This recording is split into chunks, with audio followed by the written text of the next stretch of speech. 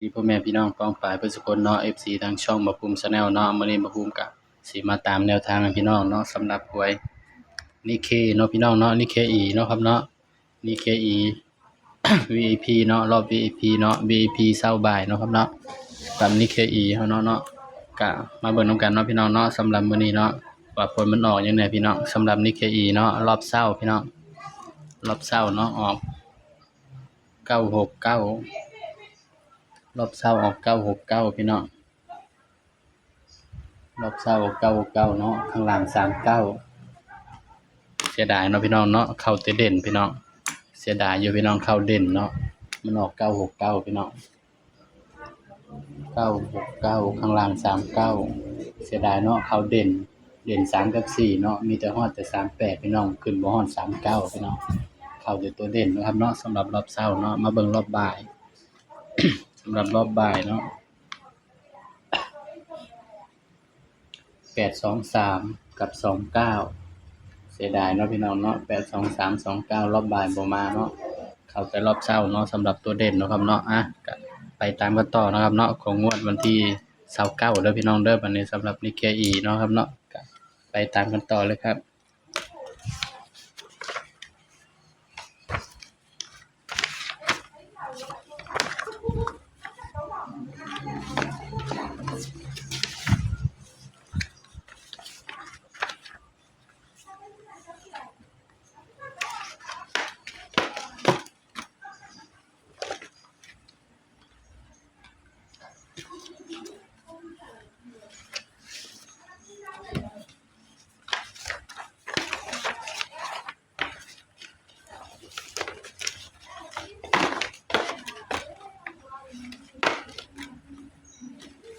ตามกันต่อเลยพี่น้องโอ้ยเมียนกระดาษให้มันเรียบร้อยนะเนาะพี่น้อง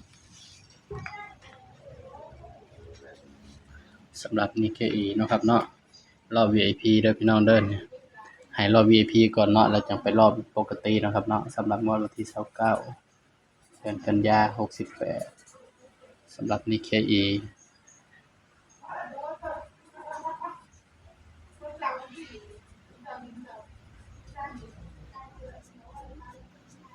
VKE เช้าเนาะพี่น้องเนาะ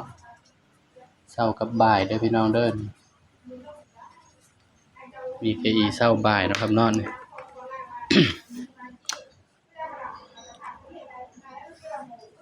เสียดายอยู่พี่น้องเข้าแต่เด่นแต่ว่าบักภูมิจอบ่เข้าเนาะครับเนาะก็เป็นตาเสียดายอยู่พี่น้องมาเบิ่งนำกันเนาะสำหรับนี้แนวทางรอบเช้าเนาะพี่น้องรอบเช้าเด้อครับเด้อ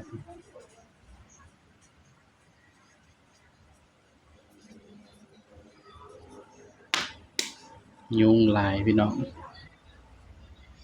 รอบเช้าเนาะมาเบิ่งรอบเช้านำกันเนาะบักภูมิใส่เด่นตัวใดพี่น้อง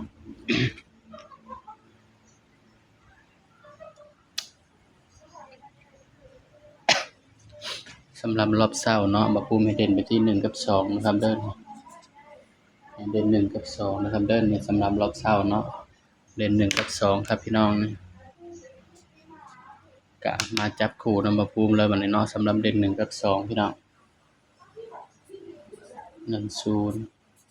14 16 18 20 24 26 28นี่คือรอบเช้าเนาะครับเนาะระวัง6กับ9ตัวเดียวก็เด้อพี่น้องเด้อสำหรับตัวเด่นเนาะบักภูมิมักเนาะบักภูมิมัก2เด้อพี่น้องบางเทื่อ FC อาจสิมักบ่คือกันก็ได้เด้อพี่น้องเด้อสำหรับรอบเช้านะครับเนาะมาเบิ่งรอบบ่ายบัดนี้พี่น้อง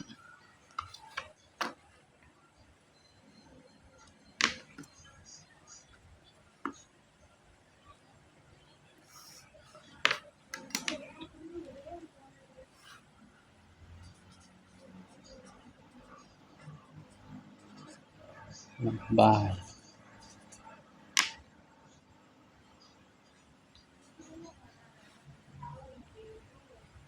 สำหรับรอบบ่ายนะครับเนาะให้เด่นไปที่2กับ3นะครับเนาะ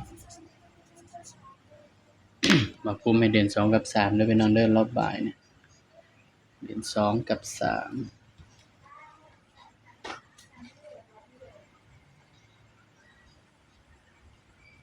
มาจับคู่นำกันเลยพี่น้องบัดนี้สำหรับรอบบ่ายนะครับเนาะเด่น2กับ3